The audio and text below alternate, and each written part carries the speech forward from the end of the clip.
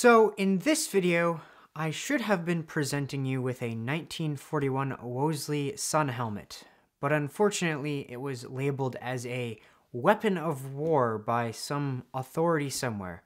So instead, this is the story of what exactly happened.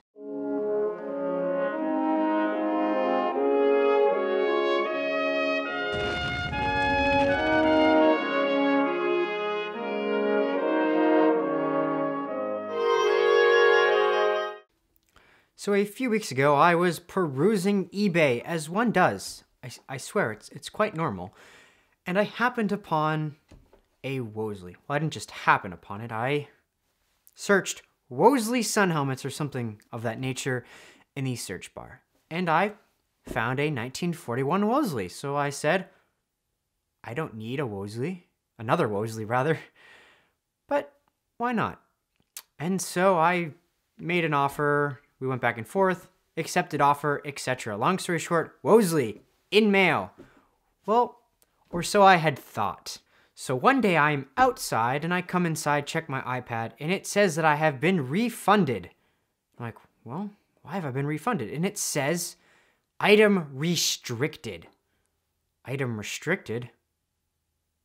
It's a Wolseley Sun Helmet. What could be wrong with a Wolseley Sun Helmet? I figure it must be some sort of mistake. Mistakes happen in the post or shipping agents all the time. It's quite normal for things like that to happen. So I go through the eBay global shipping list of things that are unacceptable, and most of them are things that are really, really big. So you know, it's probably really expensive for the shipping department. Somehow they're contracted shipping department to probably ship things. And the usual things that you can't really ship in the mail. So I'm even more confused because these restricted items that they're talking about don't fit the category to a Wolseley Sun Helmet at all. So what could possibly have been the matter with the Wolseley Sun Helmet? And I was refunded, so there wasn't a real problem. I had the money. But I looked at the little caveat under things that were held as restricted items. They can do whatever they want with them. And one thing that they can do with them is destroy them. And at that moment, I was like, oh my God, that isn't really the best thing for a historical item. We don't want a historical item to be destroyed. Probably some people do, but that's okay. But I was like, oh man, we got to do something about it. That was the biggest reason I'm about to tell you about this story. So I call up eBay, I get on the horn, and I'm like, well, hello, eBay. Well, actually not like that. I get on the horn at eBay and I say, explain the situation. And the woman is very, very helpful. And she tries to, you know, look into things. And she explains all the stuff I basically already went through about how it's a restricted item, blah, blah, blah, blah, blah. She understands my feelings, etc., etc. She's going to try and put me in touch with the global shipping department to see if they can help me anymore. So she was really good, really helpful. She can't really tell me a whole lot because it isn't her department, but she goes and tells me that my account's okay. I'm not, I'm not restricted and under my account or anything like that. So she was really helpful in that regard. So anyway, she puts me in touch with the global shipping department, and the global shipping department will be in touch with me within 24 to 48 hours. And of course, they are in touch with me exactly on the 48-hour mark. So what can I say? So, I get this email from eBay's global shipping department. Bear with me. They sent me this five-paragraph persuasive essay. Hello, Jonathan. I understand that you are concerned about the restriction status for this order. My name is Sarah with the Global Shipping Program, GSP. And I do apologize that this has caused such concern. I would be more than happy to investigate this with you today. After looking into this, I found that our shipping partners applied this restriction because it is a restricted item, based on the International Traffic in Arms Regulations, ITAR. These kinds of military-related items may not be permitted to be shipped. ITAR is a set of government regulations that control the export and import of defense-related articles and services. We are required to work within the regulations of these regulations and had to cancel the order. Because of this, we cannot forward your order or return it to your seller, as this restriction applies for both forms of transport, In addition, we do not have further details on what our shipping partners, Pitney Bowes, will choose to do with this order now that the order is restricted. But please keep in mind that this restriction is applied for both forwarding and returning this order. So basically, the item will not be sent to me or will not be sent back to the seller. It's gonna get destroyed, or someone's gonna pick it out of a bin somewhere and be like, hey, look at this free helmet I got. I understand the frustration this may have caused you. I have been there myself. Restrictions can be inconvenient and especially frustrating if this item is personal, rare, or let's be honest, a great price. Who writes this stuff? It's probably like a formatted template or something. However, the problem is that Pitney Bowes has contracts set up with not only eBay, but with all carriers they use in every country available. Pitney Bowes needs to ensure that all rules and regulations are being followed, so we are not able to contest the decision that they make or reverse the restrictions that were placed on this order. And it continues. I know this doesn't get you your helmet, but please understand, we do our best to stop restrictions from occurring prior to shipment, although regrettably, things do not always go as we hope. If we have any further options, I would gladly offer them at this time, but I'm afraid we've provided all options available to us regarding this restriction. This is why, as a result of this unexpected issue, our shipping partner issued a full refund to both of you for the item costs and international shipping/import charges. For more specific details on restrictions, you'll need to contact your local customs office. But again, this isn't a restricted item, as I'm about to bring up with you in a little bit. Anyway, thank you for your kindness and patience you have shown along the way, as I understand the disappointment you have experienced. I am glad we had the opportunity to provide all the details we have regarding the restriction status for this order. Sarah M., Global Shipping Specialist. Well, Sarah M., it appears you haven't read the ITAR regulation. Shall we look at the ITAR regulation? So I'm on the Wikipedia page now for the ITAR regulation. International Traffic in Arms Regulations. And the Wikipedia first little paragraph says, International Traffic in Arms Regulation, ITAR, is United States regulatory regime to restrict and control the export of defense and military-related technologies to safeguard U.S. national security and further U.S. foreign policy objectives. Oh boy, foreign policy objectives. Anyway, there's a whole thing that talks about it. Anyway, a little history blurb in case you want to know anything about ITAR.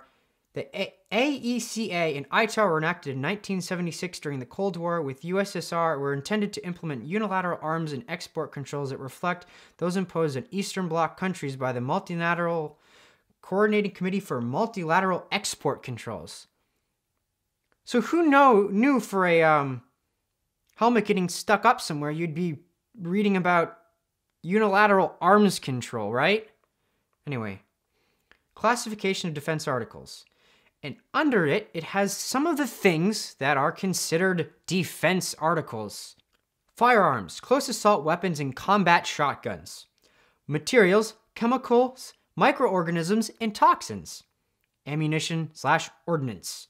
Launch vehicles, guided missiles, ballistic missiles, rockets, torpedoes, bombs, and mines. Okay. 5. Explosives and energetics materials. Propellants, incendiary agents, and their constituents. Vessels of war and special naval equipment. Tanks and military vehicles. Aircraft and associated equipment. Protective personal equipment. Military electronics. Fire control, rangefinder, optical, and guidance and control equipment. That'd actually be pretty fun though if you could get that. And it goes on, and it goes into exporting defense articles, etc. So as you can see, that list tells you what ITAR is about. It's an arms control treaty, basically to try and, it's for defense.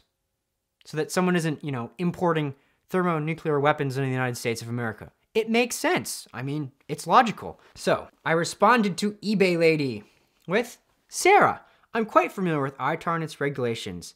That's why I'm confused as to why it's considered restricted. ITAR applies to arms and munitions of the like, as well as any other weapons of war. This item does not fit into the categories mentioned within the treaty because of military in the item description. It has been inappropriately flagged. I have ordered historic collectibles and other curios internationally many times in the past and have not run into major issues, and things that do happen to raise questions are simply inspected to ensure compliance with all laws and regulations, both in country of origin and destination. I see that eBay sees it easier just to take the easy route out than to help international collectors get their items efficiently, safely, and fully within the law. Regards, Jonathan.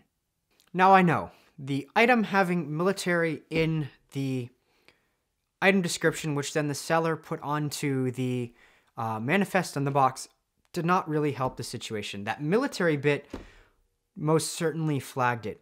But just having military in the name of something does not make it in violation to an arms control treaty. It doesn't work that way. It's not just like, oh my god, it's military. It's illegal, oh my god. It's not. It just doesn't work that way. And it is the purview of shipping agents and customs agents to open up the boxes and check and see what's inside. It's not like, oh, no, we can't look, we can't open it up, we can't look. No, it's well within their rights. And even so, things are x-rayed all the time and it would be easy to see.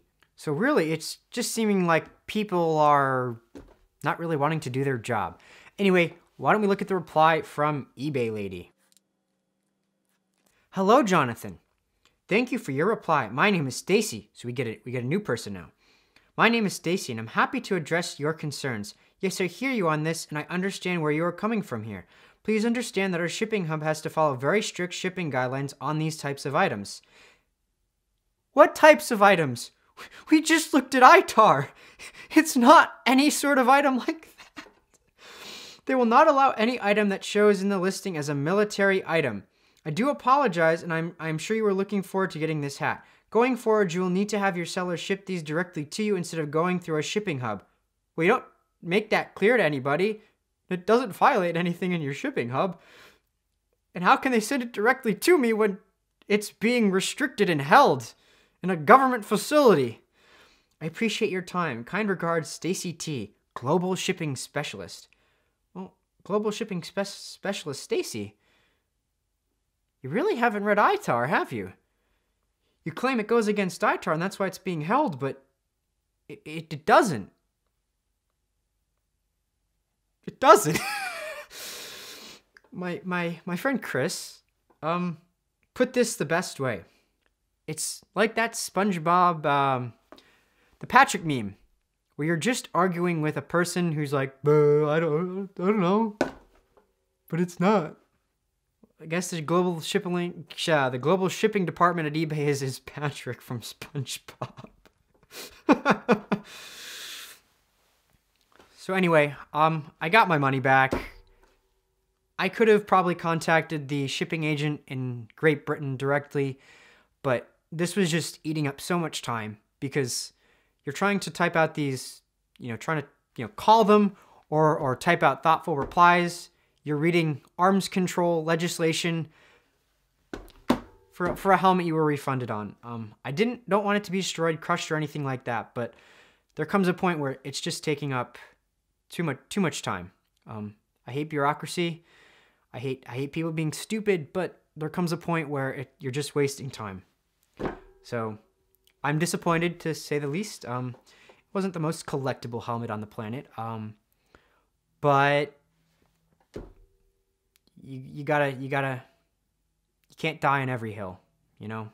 So the learning lesson from this is to make sure if you order anything from people who might not be experienced in shipping internationally, especially collectible or, in military-like items, and if they don't violate laws, you should not be sending things that violate laws, especially arms control treaties. Make sure your seller doesn't put anything on it that flags it to turn into this kind of situation.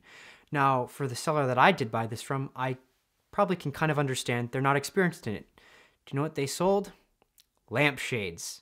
So, lampshades versus a sun helmet, well, I can see why it was a recipe for disaster.